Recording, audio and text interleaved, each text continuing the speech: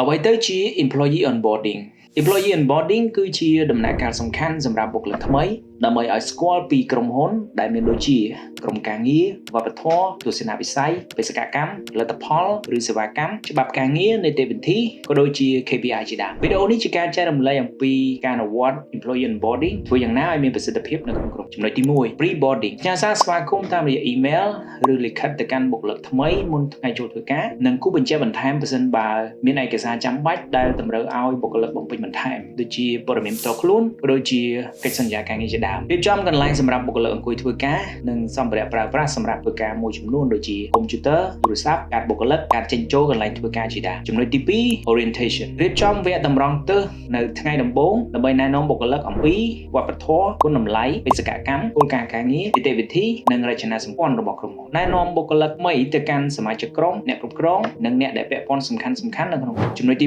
3 training and development ផ្ដល់ការបណ្ដុះបណ្ដាលបន្ថែមទៅលើទូនាទីការងារដូចជា working process tools និងប្រព័ន្ធការងារជាដើមផ្ដល់ឱកាសសម្រាប់ការអភិវឌ្ឍជំនាញនិងវគ្គបណ្ដុះបណ្ដាលដែលស្របតាមទូនាទីនិងគោលដៅការងាររបស់បុគ្គលិកចំណុចទី4 clear expectations កំណត់ឲ្យបានច្បាស់លាស់អំពីការអនុវត្តលទ្ធផលការងារដែលរំពឹងទុកជាមួយបុគ្គលិកត្រួតពិនិត្យការអនុវត្តការងារដល់មតិកែលម្អនិងដោះស្រាយរាល់បញ្ហាកង្វល់ទាំងឡាយដែលកើតមានឡើងរៀបចំកាលវិភាគត្រួតពិនិត្យការអនុវត្តការងារដើម្បីផ្ដល់មតិកែលម្អនិងវិតម្លៃជាផ្លូវការចំណុចទី5 integration លើកទឹកចិត្តឲ្យមានការសហការជាក្រុមដោយរៀបចំឲ្យមានការញ៉ាំអាហាររួមគ្នាកម្មវិធីស្វាគមន៍បុគ្គលិកថ្មីឬការជួបជុំក្រុមជាលក្ខណៈតូចមួយជាដើមធ្វើឲ្យបុគ្គលិកថ្មីមានអារម្មណ៍ថា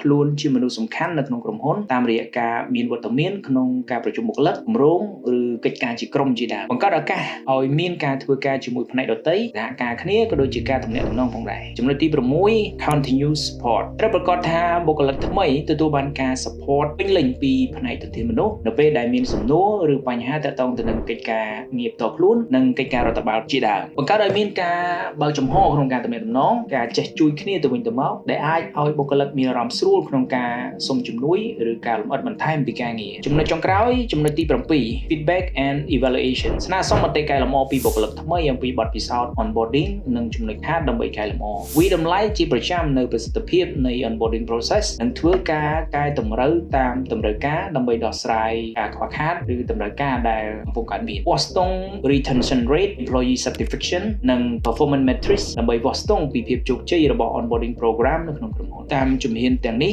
នឹងកែសម្រួល onboarding process ទៅនឹងតម្រូវការនិងវប្បធម៌ជាក់លាក់នៅក្នុងស្ថាប័នរបស់អ្នកអាចបង្កើតបទពិសោធន៍វិជ្ជមាននិងបទពិសោធន៍ល្អៗសម្រាប់បុគ្គលិកថ្មីដោយរៀបចំពួកគេឲ្យទទួលបានជោគជ័យនិងរួមចំណែកដល់ភាពជោគជ័យទាំងមូលនៅក្នុងស្ថាប័នរបស់អ្នកផងដែរ